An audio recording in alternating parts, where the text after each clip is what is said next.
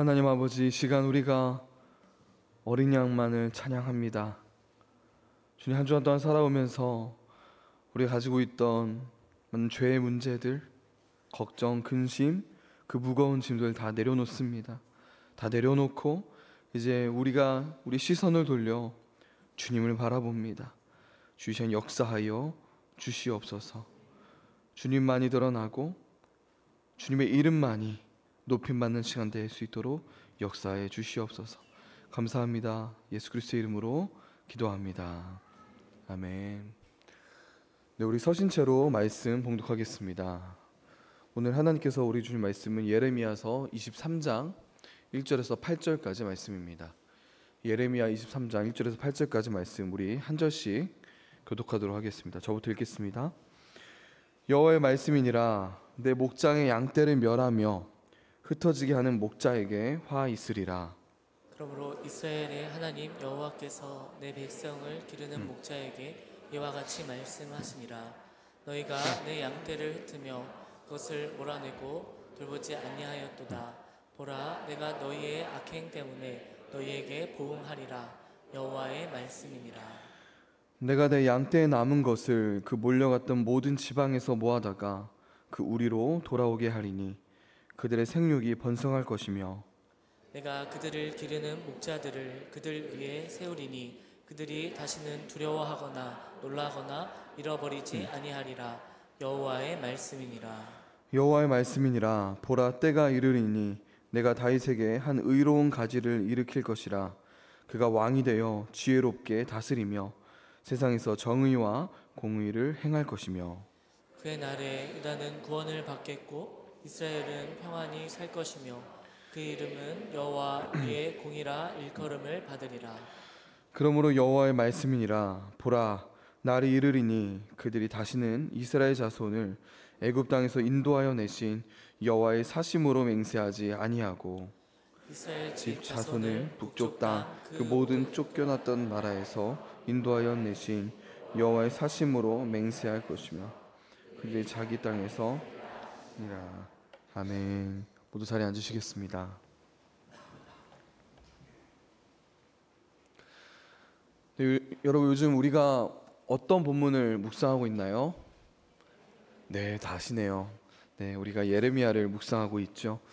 네, 여러분도 이 예레미야를 묵상하면서 참으로 답답하고 마음이 좀 어려울 것입니다. 우리 교역자들도 이 예레미야를 묵상하면서 요즘 새벽 기도를, 설교를 계속 준비하는데요. 쉽지 않더라고요. 다 같이 하는 얘기가 그래요. 쉽지 않다.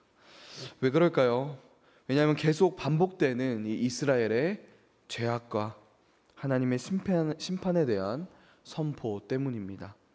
이 시대는 그야말로 어둡고도 어두운 시대였어요. 그런데 여러분, 난세에 영웅이 난다고 하죠. 우리는 오늘 하나님의 말씀을 통해 이렇게 어두운 시대 가운데 참된 영웅을 마주하게 될 것입니다. 여러분, 그 당시 이스라엘 상황은 어땠습니까? 눈물의 선지자인 예레미야가 정말 눈물로 간절하게 하나님의 말씀을 전해도요, 이스라엘 백성들은 꿈쩍도 하지 않았어요. 그들은 평안과 성공만을 선포하는 그 거짓 선지자들을 따라갔습니다. 그러나 심판을 선포하는 예레미야의 메시지는 듣지 않았어요. 그럼에도 불구하고 예레미야는 예루살렘을 위해 탄식합니다. 그리고 물고 늘어지며 하나님을 붙잡았어요. 그러나 이 이스라엘을 향한 하나님의 심판은요, 반드시 시행될 것이라고 하나님께서 선포하셨습니다. 더 이상 희망이 없어 보이는 상황이에요. 그런데 여러분, 이스라엘 백성이 이렇게 하나님을 떠나서 죄를 지었던 것이 이번이 처음인가요? 아니죠. 그렇죠? 지금까지 이스라엘의 역사를 살펴보면 정말 그들이 정말 셀 수 없을 정도로 많이 자주 하나님을 떠났습니다. 그때마다 하나님은 그들을 심판하셨고요. 그러나 하나님은 거기서 멈추지 않으시고 항상 그들을 회복하셨습니다. 그들을 향한 사랑을 단 1분 1초도 멈추지 않으셨다는 거예요. 근데 여러분, 오늘 말씀을 보면요, 이번에도 하나님은 이전과 비슷하게 이스라엘을 대하시는 것처럼 보입니다. 이번에도 심판에 대해 말씀하시고 동시에 회복을 약속하세요. 그런데 여러분, 이상하게도요, 이번에는 하나님의 약속이 여기에서 멈추지 않습니다. 하나님은 이제 더 이상 급한 불을 끄는 정도의 약속만 하지 않으시고요, 하나님은 이제 영원의 문제 해결을 위해 약속하십니다. 왜냐하면 인간의 본질적인 어떠한 문제 때문입니다. 여러분, 우리가 아무리 개선되고 아무리 선행을 쌓고 율법을 열심히 지켜도 결국 우리는 하나님과 화목할 수 없는 상태에 있기 때문이에요. 여러분, 지금까지 이스라엘 역사를 보면요, 어떤 패턴이 계속된다는 것을 우리가 알 수 있는데요, 이스라엘이 먼저 죄를 짓습니다. 그래서 하나님이 심판하세요. 그들이 또 회개하고요, 하나님은 그들을 구원하십니다. 그들을 회복하세요. 근데 또 반복되는 게 뭡니까? 그들이 또 죄를 짓습니다. 여러분, 이 패턴이 끊임없이 반복이 돼요. 그러니까 여러분, 당장 왕을 바꾼다거나 상황과 환경이 좀 바뀐다고 해결될 문제가 아니라는 것입니다. 그동안 백성을 잘못 이끌었던 왕들을 번한다고 해결될 문제가 아니라는 거예요. 미래에 하나님이 이스라엘 백성을 다시 불러 모으셔서 이스라엘이 감사하며 그들이 돌이킨다고 해결될 문제가 아니라는 것입니다. 그동안 하나님께서 이스라엘에게 정말 많은 은혜를 베푸셨죠. 수많은 기적을 행하셨습니다. 그럼에도 결국 이스라엘은 제자리였어요. 조금도 나아지지 않았습니다. 창세기를 보면요, 사람들이 타락하죠. 그래서 하나님께서 홍수로 다 쓸어버리십니다. 노아와 그의 가족을 제외하고 말입니다. 그래서 이제 괜찮아질 줄 알았어요. 그런데 사람들이 다시 죄를 짓기 시작하는 것입니다. 특히 사사기를 보면요, 이스라엘 백성들이 이것보다 더 나빠질 수 없겠지라는 생각이 들 정도로 나빠집니다. 그런데 여러분, 예레미야서를 보면 어떻습니까? 이스라엘이 더 나빠져요. 아니, 어떻게 자기 자식을 우상에게 제물로 바칠 수 있겠습니까? 말도 안 되는 것이죠. 갈 때까지 간 그런 상태에 있던 것입니다. 여러분, 우리가 성경을 읽으면서 사람에 대해 내리는 결론은 무엇입니까? 바로 소망이 없다는 거예요. 인간이란 회생 불가한 그런 존재라는 것입니다. 이런 상태를 성경은 어떤 상태라고 합니까? 전적으로 타락했다라고 말하고 있어요. 인간이란 회생 불가능한 존재라는 것이죠. 좀 어떻게 개선시켜서 해결될 문제가 아니라는 겁니다. 요즘 사람들이 자기계발서를 많이 읽죠. 신학서적 가운데서도요, 이런 자기계발서 비슷한 책들이 많이 출판되고 있습니다.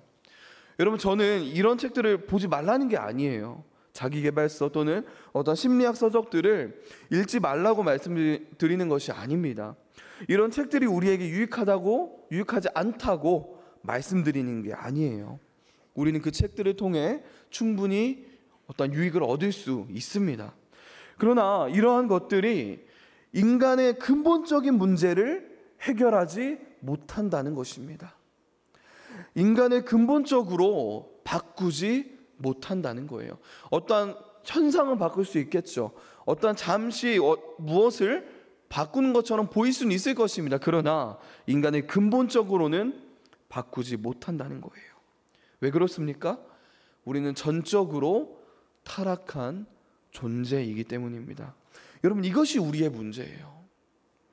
이렇게 아무리 수많은 기적을 보여줘도, 하나님께서 말도 안 되는 은혜와 그 사랑을 베풀어도요, 계속 그 자리에서 단 한 발자국도 나아가지 못하는 존재가 바로 저와 여러분이라는 것입니다.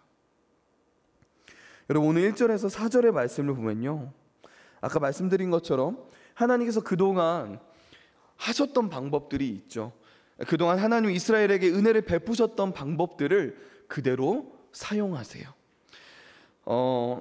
그동안 이게 죄를 지었던 지도자들이 있습니다. 양들을 잘못된 길로 인도했던 목자들을 심판하십니다. 그 심판을 약속하세요. 우리 1절과 2절을 함께 읽겠습니다. 1절과 2절입니다. 시작. 여호와의 말씀이니라.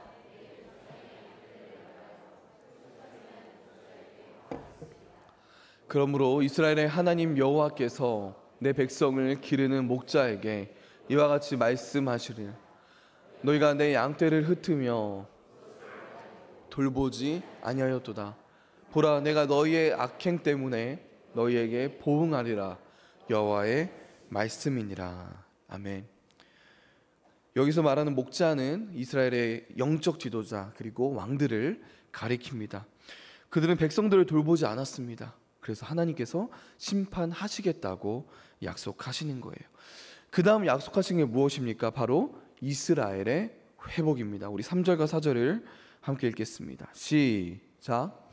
내가 내 양떼에 남은 것을 그 몰려갔던 모든 지방에서 모아 다시 그 우리로 돌아오게 하리니 내가 그들을 기르는 목자들을 그들 위에 세우리니 그들이 다시는 두려워하거나 놀라거나 잃어버리지 아니하리라. 여호와의 말씀이니라. 아멘. 하나님께서 말씀하시는 겁니다. 내가 너희를 다시 모을 거야. 너희들이 지금 바벨론에 가 있는데 가 있을 것인데 그것을 내가 회복시킬게. 그리고 너희에게 선한 목자들을 세워줄게. 회복을 약속하셨습니다. 여러분, 지금까지 하나님은요 여기까지 말씀하셨어요. 그동안에는 심판과 어떤 회복의 약속이 전부였습니다. 그런데 하나님은요 오늘 여기서 멈추지 않으세요. 하나님의 약속은 여기서 끝나지 않습니다. 그분의 약속은 한 걸음 더 나아갑니다. 아까 말씀드린 것처럼 그동안 하나님이 아무리 악인들을 심판하고 이스라엘을 회복시키고 복을 주고 은혜와 사랑을 베풀어도요 이스라엘은 변하지 않았습니다. 회개하고 변화되는 것처럼 보였지만 결국 다시 제자리였어요.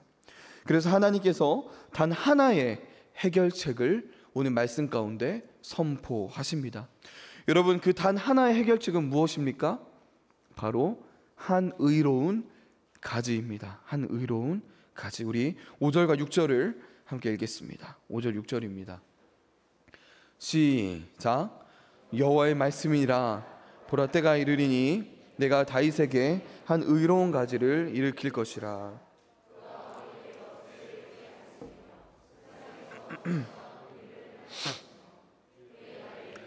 구원을 받겠고 이스라엘은 평안히 살 것이며 그의 이름은 여호와 우리의 공의라 일컬음을 받으리라. 아멘. 여러분, 하나님께서 때가 되면 다윗에게 한 의로운 가지를 일으키신다고 약속하십니다. 이 한 의로운 가지의 이름이 무엇이라고요? 여호와 우리의 공의입니다. 남유다의 마지막 왕이 바로 시드기야라는 왕인데요, 이 사람의 이름의 뜻이 바로 여호와 나의 의예요. 여호와 나의 의.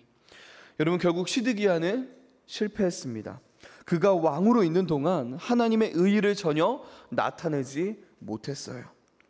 그러나 앞으로 일어날 이 의로운 가지는 이스라엘의 나쁜 목자들과는 차원이 다른 그런 선한 목자이십니다. 그는 진정한 왕이세요. 그는 메시아, 우리 구주 예수 그리스도이십니다.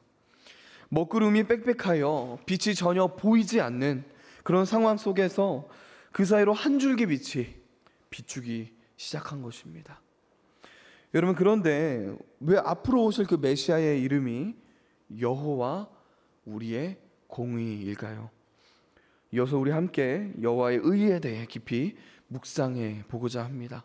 여러분, 하나님은 어떤 분이십니까? 거룩하신 분이죠. 하나님은 거룩하신 분이며 동시에 의로우신 분입니다. 그렇다면 이렇게 거룩하고 의로우신 하나님 앞에서 사람은 어떤 존재일까요? 우리가 이미 앞에서 함께 나누었듯이 사람은 전적으로 타락한 존재입니다. 모두가 죄인이라는 거예요.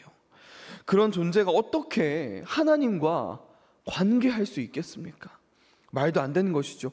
그래서 거룩하시고 의로우신 하나님 앞에서 죄인이 할 수 있는 말은요, 이것밖에 없는 거예요. 누가복음 5장 8절에서 베드로가 이렇게 고백합니다. 주여, 나를 떠나소서. 나는 죄인이로소이다. 사도 바울도 디모데전서 1장 15절에서 이렇게 고백합니다. 죄인 중에 내가 괴순이라. 시편 기자도 이렇게 고백했어요. 시편 143편 2절입니다. 함께 읽겠습니다. 시작. 주의 종에게 심판을 행하지 마소서. 주의 눈앞에는 의로운 인생이 하나도 없나이다. 여러분, 우리는 이런 말 외에는요, 이렇게 거룩하시고 의로우신 하나님 앞에서 아무 말도 할 수 없다는 것입니다. 이렇게 우리가 의롭지 않은 것, 우리가 죄인이라는 것, 이것이 인간의 가장 큰 문제라는 거예요. 여러분, 이것이 왜 문제일까요? 오직 의로운 존재만이 하나님과 관계할 수 있기 때문입니다. 다른 말로 오직 의로운 존재만이 구원받을 수 있다는 거예요. 오직 의로운 자만이 하나님의 나라에 합당하기 때문입니다. 그렇다면 여러분, 우리는 하나님 앞에서 어떻게 의로울 수 있을까요? 우리가 죄인인데, 우리가 죄인인, 전적으로 타락한 그런 죄인인데, 우리가 어떻게 하나님 나라에 합당한 그런 의로운 존재가 될 수 있을까요? 하나님은 단 하나의 해결책을 통해 우리가 의로워질 수 있는 방법을 마련해 주셨습니다. 그것은 바로요, 여호와 우리의 공의이신 예수 그리스도를 통해서입니다. 여러분, 예수님이 여호와 우리의 공의라는 말이 무슨 뜻입니까? 예수님이 우리의 의가 되신다는 뜻이에요. 우리 고린도전서 1장 30절을 함께 읽겠습니다. 시작. 너희는 하나님으로부터 나서 그리스도 예수 안에 있고 예수는 하나님으로부터 나와서 거룩함과 구원함이 되셨으니, 예수님이 우리의 의로움이 되셨다고 말하고 있습니다. 즉 예수님의 의가 누구의 의가 됐다는 거예요? 우리의 의가 됐다는 거예요. 여러분, 여기서 중요한 것은 우리가 의롭다 하심을 받았다는 것입니다. 우리가 의롭다 하심을 얻었다는 거예요. 우리가 성취한 게 아니라는 것입니다. 우리 로마서 3장 21절에서 25절 말씀 좀 긴데요, 우리 함께 읽겠습니다. 시작. 이제는 율법 외에 하나님의 한 의가 나타났으니 율법과 선지자들에게 증거를 받은 것이라.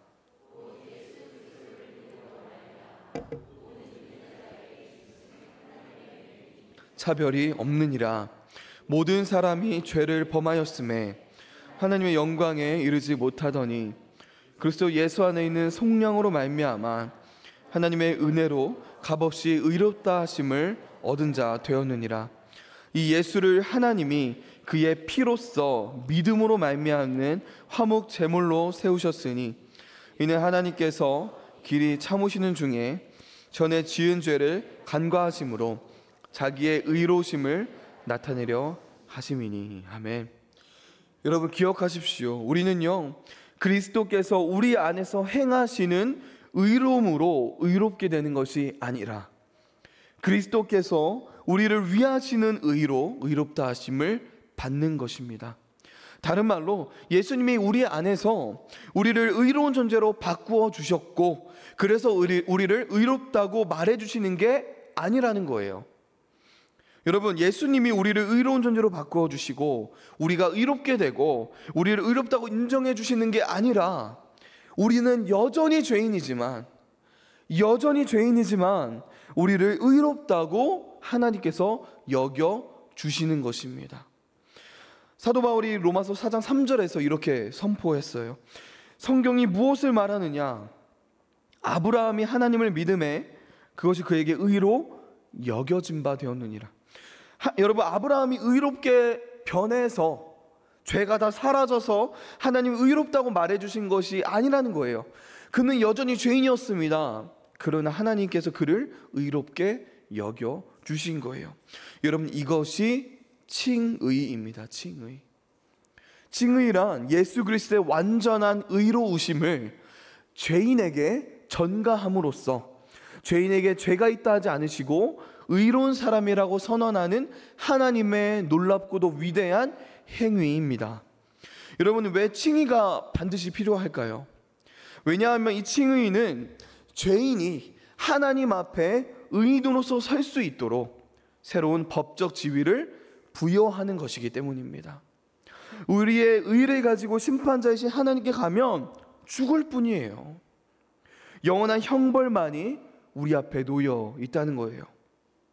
그러나 예수 그리스도의 완전하고도 온전한 그 의가 죄인들에게, 저와 여러분에게 전가된 것입니다.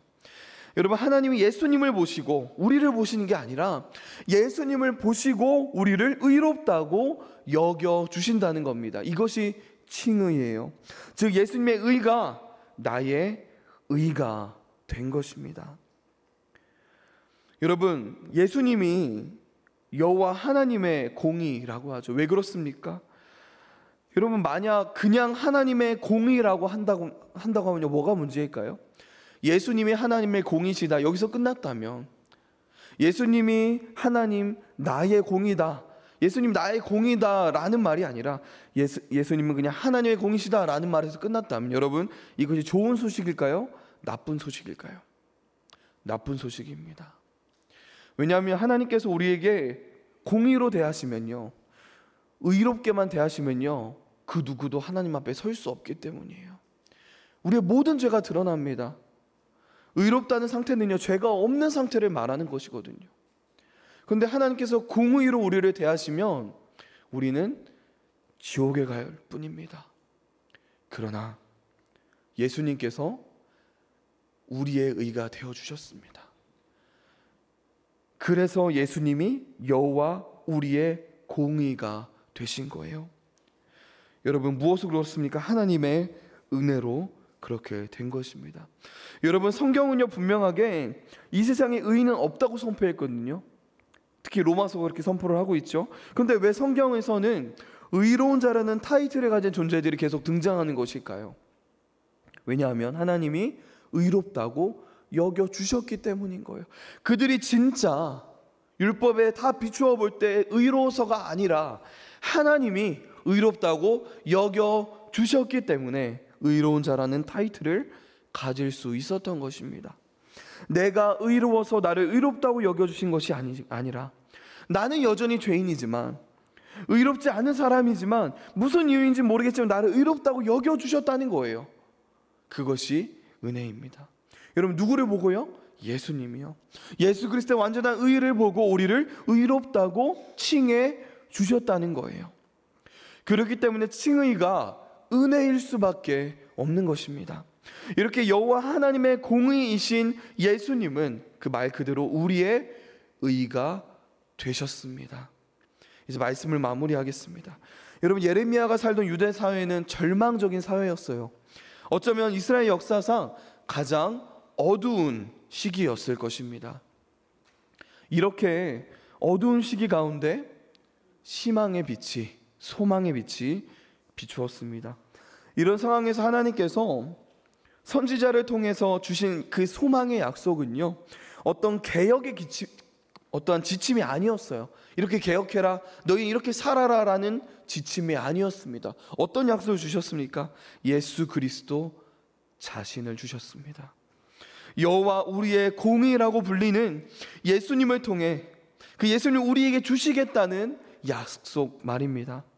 여러분, 우리의 선행과 우리의 교양과 우리의 학식과 우리의 노력과 성취로 하나님 앞에 설 수 있는 의로움을 만들라는 명령이 아니에요. 그런 명령을 우리에게 주신 게 아니라 내가 너희에게 예수를 줄게, 내가 너희에게 너희의 모든 의를 담당할 예수 그리스도를 주겠다라고 약속하셨다는 것입니다. 장차 오실 그리스도께서 우리에게 친히 하나님의 의가 되실 것이라는 약속, 그 약속을 주셨습니다. 여러분, 지금 이 시대도 참으로 어둡습니다. 바로 지금 이 순간에도 수많은 사건과 문제가 이곳저곳에서 발생하고 있죠. 인간의 이기심과 욕심 때문에 자연재해는 날이 갈수록 심해지고 있고요, 그동안 없었던 바이러스가 많이 생겨나고 있습니다. 최근 묻지마 살인이나 여러 가지 흉흉한 일들이 참으로 많이 일어나고 있죠. 바로 어제도 일어났다고 합니다. 이렇게 이 시대도 참으로 어둡습니다. 그러나 이렇게 어두운 시대 속에서도 우리가 붙들어야 할 소망은 무엇이겠습니까? 우리가 바라보아야 할 그 희망의 빛은 무엇일까요? 바로 여호와 우리의 공의이신 예수 그리스도이십니다. 이미 예수님께서 우리로 하여금 의롭다 하심을 얻게 하셨어요. 이것은 과거의 일입니다. 그런데 여러분, 지금도 우리가 거룩해져 가고 있는 중이지만, 의로워져 가고 있지만, 중요한 것은요, 우리는 여전히 죄로 인해 넘어지는 죄인이라는 사실이에요. 즉 현재도, 지금도요, 우리는 우리의 의로는 의롭다함을 얻지 못한다는 것입니다. 그러나 우리가 지금 의롭다함을 얻을 수 있는 이유가 무엇입니까? 바로 예수님 때문이에요. 과거뿐만 아니라 지금도 하나님은 완전하신 예수님의 의를 보시고 우리를 바로 지금 의롭다고 여겨주신다는 거예요. 그리고 이 사실은 여러분, 미래로 나아갑니다. 이어져요. 우리 7절과 8절을 함께 읽겠습니다. 7절 8절입니다. 시작. 그러므로 여호와의 말씀이니라.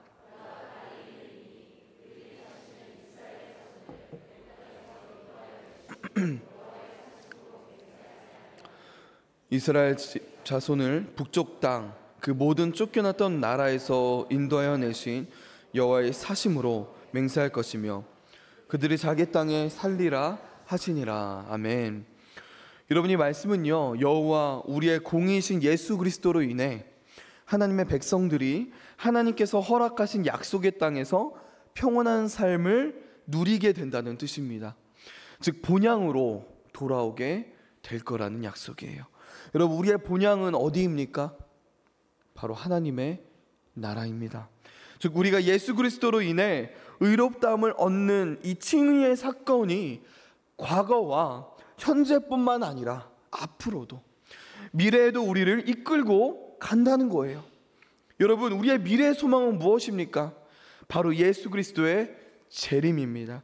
예수님이 다시 오실 때 우리 모두는 심판을 받게 될 거예요. 심판자이신 예수 그리스도 앞에 서게 될 것입니다. 그러나 하나님은 우리를 죄 없다고 선언해 주실 거예요. 누구를 보고요? 예수님을 보시고. 즉 우리는 과거나 현재나 미래에도 동일하게 예수 그리스도의 완전한 의를 입어 의롭다함을 얻는 존재라는 것입니다. 우리가 하나님의 은혜로 구원받았으며 지금도 하나님의 은혜로 성화되어 가고 있고, 그리고 미래에도 하나님의 은혜로 영화롭게 될 것이라는 말이 바로 이런 의미인 것입니다. 이렇게 의로운 가지이신 예수님은요, 우리의 과거와 현재와 미래의 유일한 소망이십니다. 여러분, 그렇다면 우리가 어떻게 살아가야 할까요? 하나님께서, 예수 그리스도께서 우리에게 주신 말씀이 있습니다. 마태복음 6장 33절인데요. 우리 함께 읽겠습니다. 시작. 그런즉 너희는 먼저 그의 나라와 그의 의를 구하라. 그리하면 이 모든 것을 너희에게 더하시리라. 우리는 살아가면서 가장 먼저 하나님의 나라 그리고 하나님의 의를 구하며 살아가야 한다고 예수님께서 말씀하셨습니다. 여러분, 하나님의 나라를 구하라는 의미가 무엇입니까? 하나님의 통치죠. 즉 예수 그리스도의 다스림, 그분의 통치를 구하라는 거예요. 내가 나의 주인 되어 살아가는 것이 아니라 예수 그리스도께서 나의 왕이 되시어 나의 주인 되시어 살아가라는 것입니다. 그것을 구하라는 거예요. 여러분, 하나님의 의가 누구입니까? 예수님이십니다. 즉 예수님을 구하라는 거예요. 이 말씀은요, 예수님을 구하라는 겁니다. 항상 매일 매 순간순간 주 예수 그리스도를 구하며 살아가라는 거예요. 왜 그렇습니까? 우리는요, 나의 힘과 노력과 선행으로는 결코 이 길을 걸어갈 수 없기 때문입니다. 예수 그리스도로 말미암지 않고는요, 예수 그리스도의 의를 힘입어 살아가지 않고는 성화를 이루어갈 수 없는 그런 연약한 존재이기 때문이에요. 먼저 하나님의 나라와 그의 의를 구하라는 말은 예수님의 통치, 예수님의 완전한 의를 구하며 살라는 뜻이에요. 즉 나의 의로 살지 말고 예수님을 전적으로 의지하며 하루하루 살아가라는 것입니다. 예수님을 전적으로 신뢰하라는 거예요. 내가 죄인임을 알기에 나의 힘과 나의 노력과 나의 어떠한 노력으로 의롭게 되는 것이 아니라는 사실을 내가 너무나도 잘 알기에 예수님께 기댈 수밖에 없는 것입니다. 여러분, 예수님께서 팔복에서 말씀하신 의에 줄이고 목마른 자가 바로 이런 사람이에요. 의에 줄이고 목마른 사람, 우리가 그렇게 살아가야 되는데요, 이런 사람의 전형을 굉장히 잘 보여주는 인물이 있어요. 바로 종교개혁자 마틴 루터입니다. 마틴 루터를 가장 괴롭게 했던 것이 있는데요, 그것은 그 당시 타락한 교회가 아니었어요. 그것보다 더 이 마틴 루터를 괴롭게 한 것이 있습니다. 그것은요, 죄인인 자신이 어떻게 거룩하고 의로우신 하나님 앞에 설 것인가 하는 문제였습니다. 그는 자기 자신 안에서 절망과 비참을 봤어요. 그는 자기가 그 수치와 비참을 가리기 위해서 하는 모든 행위가 허사라는 사실을 알고 있었습니다. 한 번에 6시간의 고해 성사를 해도 자신의 죄의 문제가 해결되지 않았다는 것을 그는 확신했습니다. 비텐베르크 대학의 신학 교수직을 맡아서 로마서를 가르치기 위해 로마서 1장 17절과 씨름하던 루터는요, 그 당시 상황을 이렇게 기록했습니다. 제가 읽겠습니다. 로마의 바울서를 이해하려고 몹시 애쓰는 나에게 가장 큰 장애물은 하나님의 의였다. 이것은 이 의라는 말을 하나님께서는 의로운 분이요, 따라서 불의한 사람들을 공정하게 처벌하신다는 뜻으로 받아들이고 있었기 때문이다. 그때 나의 상황으로 말하면 수도사로서는 털끝만치도 흠잡을 데 없었지만 하나님 앞에서는 여전히 마음이 괴로운 죄인이었기에 도무지 나의 공로를 가지고는 그분을 누그러뜨릴 자신이 없었다. 그러므로 나는 공정하고 성난 하나님을 사랑하지 않았으며 오히려 증오하고 그분에게 투덜대었다. 그러면서도 여전히 나는 바울을 붙잡고 늘어지면서 그의 말에 무슨 뜻이 담겨 있을까 계속 생각했다. 그는 이어서 계속 이렇게 말했습니다. 밤낮을 가리지 않고 곰곰이 생각하던 어느 날 나는 하나님의 의와 의인은 믿음으로 산다는 말 사이에 관련이 있다는 것을 깨달았다. 그때 나는 하나님의 의란 하나님께서 은혜와 순수한 자비를 발휘하신 나머지 우리의 믿음을 보시고 우리를 죄가 없는 것으로 취급하시는 그 의라는 것을 터득했다. 그 순간 나는 새로 태어나서 활짝 열린 문을 통해 낙원에 이른 기분이었다. 성경 전체가 새로운 의미를 지녔으며 전에는 하나님의 공의 때문에 내 속은 증오로 차 있었지만 이제는 그것을 이유를 말할 수 없이 소중하게 되었고 하나님께 대한 더 큰 사랑을 불러일으켰다. 바울 서신의 이 대목이 나에게는 하늘로 통하는 하나의 문이었다. 여러분, 이 깨달음, 바로 이 깨달음이 역사를 바꾸었습니다. 이 깨달음이 종교개혁이라는 엄청난 사건의 발화점이 된 거예요. 그가 깨달은 것은요, 죄인이 거룩하고 의로우신 하나님 앞에서 설 수 있는 유일한 소망은 오직 그리스도 안에 있다는 사실을 깨달았던 것입니다. 예수 그리스도께서 믿는 죄인에게 하나님의 공의가 되어 주신다는 사실이었어요. 여러분, 기억하십시오. 우리가 하는 행동들 또는 경건 생활들로 인해 우리가 의롭게 되는 것이 아닙니다. 흔히 그렇게 사람들이 이야기할 때가 있죠. 우리가 하나님의 은혜로 칭의를 얻고 그러나 우리의 노력으로 성화를 이루어간다 라고 말하는 사람들을 가끔 만납니다. 그게 아니라는 거예요. 여러분, 우리가 기도하는 것, 사랑하는 것, 금식하는 것, 큐티하는 것, 베푸는 것, 그 모든 것이 예수 그리스도로 인해 의롭다함을 얻은 자에게 나타나는 너무나도 자연스러운 결과라는 것입니다. 여러분, 그리스도인은 어떤 존재입니까? 내가 죄인이기에 나의 의로는 구원받을 수 없다는 것을 내가 철저하게 알기에 나의 의와 힘과 노력으로 살아가는 것이 아니라 나의 주인이신 예수 그리스도의 의를 힘입어 살아가는 존재입니다. 그렇기에 우리가 매일 예수님만을 구하며 살아갈 수밖에 없는 것입니다. 여러분 생각해 보세요. 나의 과거, 나의 현재, 나의 미래의 유일한 소망이 정말 예수 그리스도이시라면 내가 어떻게 나의 의로 인생을 살아갈 수 있겠습니까? 사랑하는 여러분, 매일매일 예수님의 통치를 구하십시오. 예수님의 의를 구하시기 바랍니다. 그것이 우리가 살 길입니다. 여러분, 저와 여러분, 우리 모두가 의에 줄이고 목마른 자가 됐으면 좋겠습니다. 매일매일 삶을 살아가면서 하나님, 내가 아무리 노력해도, 내가 아무리 선을 베풀고 이렇게 하지만 내가 의롭지 않네요. 그 완전하신 하나님 앞에 내가 설 수가 없습니다. 그런 예수님 도와주십시오. 제가 예수님을 구합니다. 예수님의 의를 간절하게 구합니다. 여러분, 이렇게 의에 줄이고 목마른 자가 되시길 소망합니다. 이렇게 매일매일 매 순간마다 여호와 우리의 공의이신 그 예수 그리스도의 의를 힘입어 살아가는 저와 여러분 되기를 소망합니다. 우리 함께 기도하겠습니다.